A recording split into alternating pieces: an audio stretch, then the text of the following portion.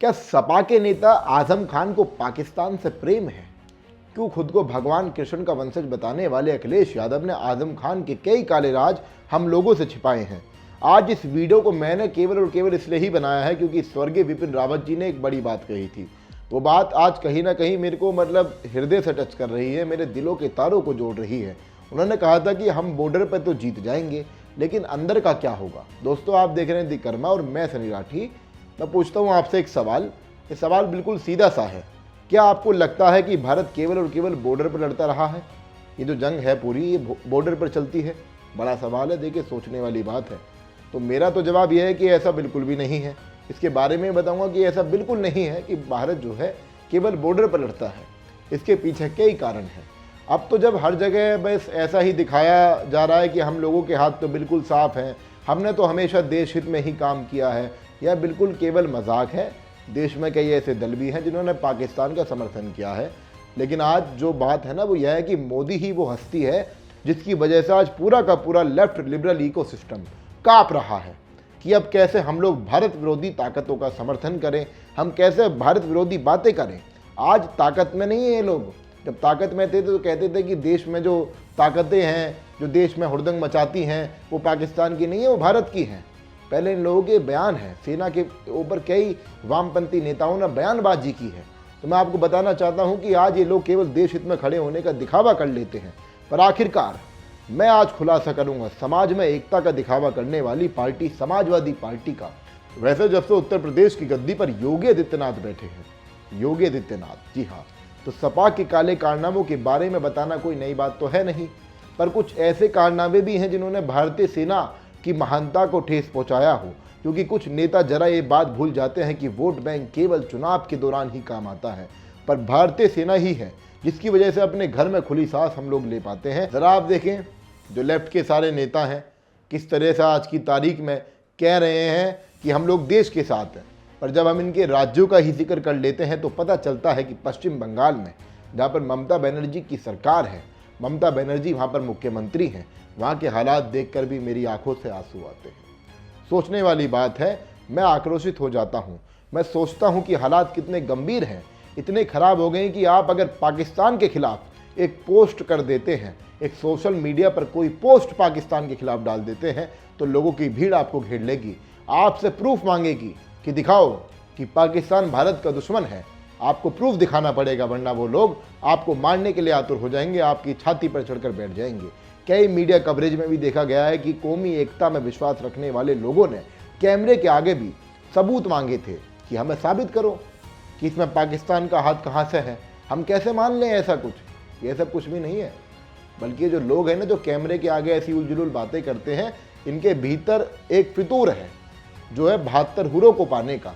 72 हुरों को पाने का फितूर कुछ इस तरीके से है, इसने न जाने कितने ही लोगों को सीधा यमराज के घर पहुंचा दिया है, लेकिन फिर भी आज भी लोग 72 हुरों के चक्कर में ना जाने कैसी कैसी बातें बनाते हैं, कैसे कैसे उलझुल सवाल खड़े करते हैं। आज सपा के नेता आजम खान ने भी बार बार कहा है कि योगी आदित्यनाथ मेरी जान के पीछे पड़ गए हैं, वह केवल नफरत चाहते हैं और अखिलेश यादव कुछ करते नहीं हैं। अखिलेश यादव आखिरकार समर्थन करेंगे कैसे?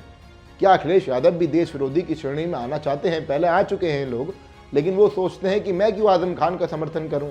आजम खान ने तो वो हर काम किया है जो कि देश विरोधी ताकतों के इरादों को बुलंद करता है। अगर आजम खान की बात करें तो उनको केवल और केवल अपनी कौम से प्रेम था, अपनी केवल कौम से, यानी कि अपनी कम्युनिटी से, मुसलमानों से प्रेम था। देश हित से तो अधिक मतलब था नहीं आजम खान का। यह अच्छी बिल्कुल सार्थक बात है, सरल बात है। जो लोग आज भी आंसू बहाते हैं, मैं उनको तथ्य के आधार पर इस बात को कहता हूँ, क्योंकि कारगिल युद्ध पर जिन उन्होंने टिप्पणी की थी, आजम खान ने कहा था कि कारगिल युद्ध में मुस्लिम सैनिकों का हिंदू सैनिकों से ज़्यादा योगदान था। यह शब्द उन्होंने खुद अपने मुंह से बोले थे। अब यह कैसी बात है? मतलब सैनिक का भी धर्म देखा जाए। अगर आजम खान कहते हैं कि सेना के जवानों ने यह काम कर दिखाया है, तो उनके हिसाब से तो पहलगाम में जो हमला हुआ था वहाँ तो धर्म पूछा गया, हिंदुओं की पहचान कर उनके साथ जिहाद किया गया। अब क्या आजम खान ये बात कह देंगे कि वो मुसलमान थे, जिन लोगों ने ये काम किया वो भी हमारे भाई हैं? क्या आजम खान इस बात को मानेंगे कि वो उनकी कौम से थे? अगर कोई आपकी कौम से अच्छा काम करता है तो आप उसे बढ़ चढ़कर बताते हैं, लेकिन आपका कौमी भाई ही जब कोई बुरा काम करता है तो आप पीछे हट जाते हैं। आप कहते हैं कि धर्म ना पूछो और जाति के नाम पर लोगों को बांटते फिरते हो। कितनी बड़ी बात है। हंसने वाली बात भी है और बड़ी ही खतरनाक विचारधारा है देश के लिए। ये सोचने पड़ेगा इस विचारधारा के बारे में, बार बार भारत सरकार को विचार करना पड़ेगा। सरकार विचार करती भी है, क्योंकि मैं अगर बात करूं आजम खान की तो उनको केवल अपनी कौम से प्रेम था।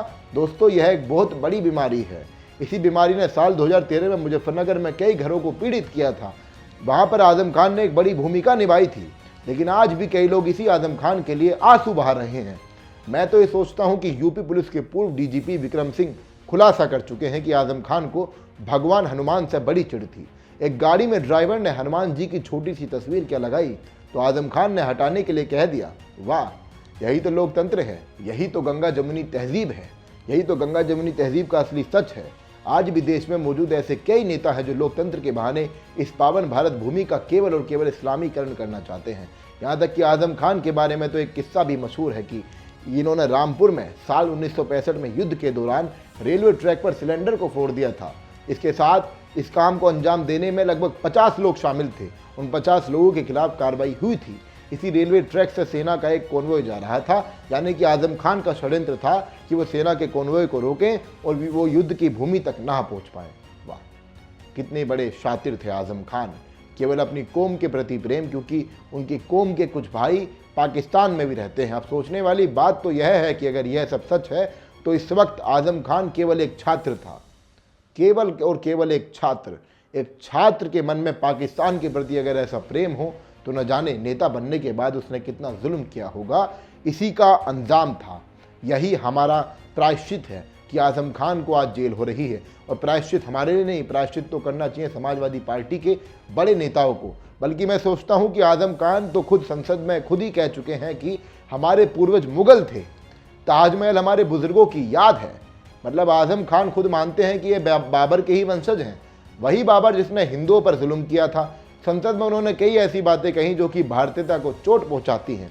और जैसा एजेंडा अखिलेश यादव चलाते रहे हैं कि मोदी सरकार महिला विरोधी है, इनके ही खास आजम खान ने जयाप्रदा की प्राइवेसी पर बड़ा गंदा तंज कसा था। देखिए, दरअसल बात यह है कि अब मोदी सरकार इस बात को समझती है कि बॉर्डर पर तो लड़ ही लेंगे, पर देश के भीतर भी तो कई देश विरोधी ताकतें मौजूद हैं, इनको कैसे सबक सिखाया जाए, यह सब एक बड़ा सवाल है। हम खुद देखते आ रहे हैं कि 26/11 की घटना को भी पाकिस्तान से हटाकर कांग्रेस ने आरएसएस से जोड़ने की कोशिश की थी।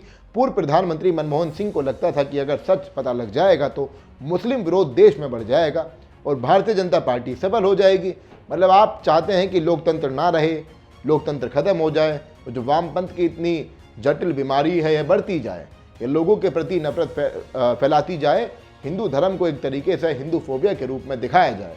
ये विचारधारा है इन लेफ्ट के नेताओं की, जो कि आज बिल्कुल सामने है। आज भी देश में हालात कुछ ज़्यादा बदले तो है नहीं, क्योंकि अब भी आप देख सकते हैं कि कई ऐसी तस्वीरें सामने आती हैं जहां पर पाकिस्तान के झंडे को गले से लगाकर लोग घूमते हैं।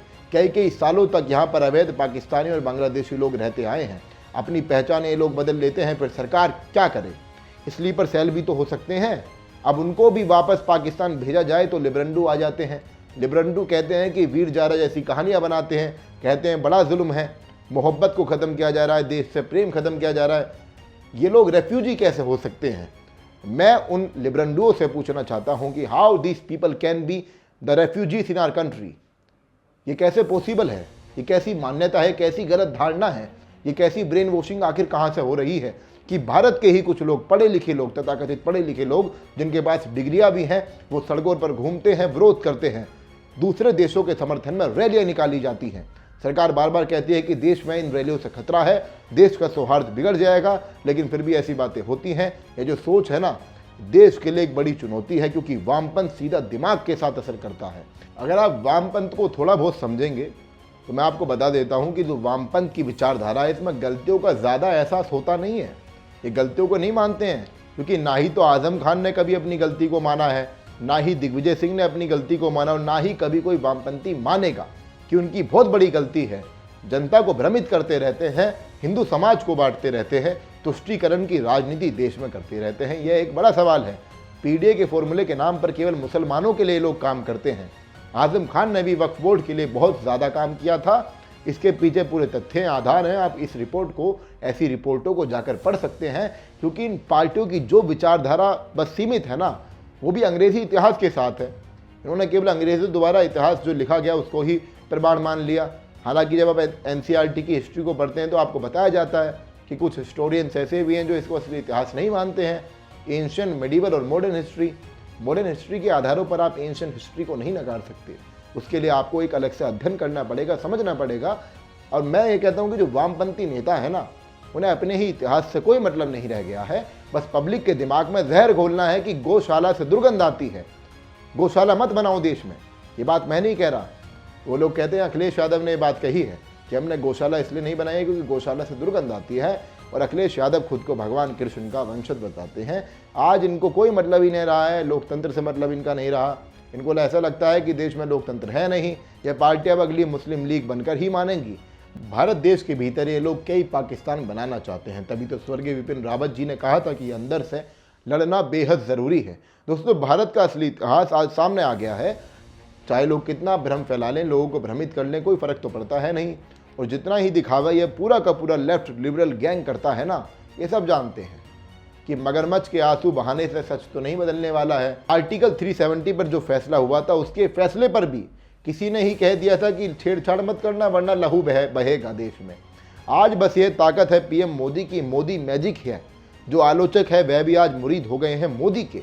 दोस्तों, अंत में मैं केवल इतना ही कहना चाहूँगा कि इस वीडियो को आगे ज़रूर शेयर करें कि जिससे हर उस व्यक्ति की आंखें खुल जाएं जो कि आज भी भ्रमित है और वामपंथ के षड्यंत्र को नहीं समझ पा रहा है।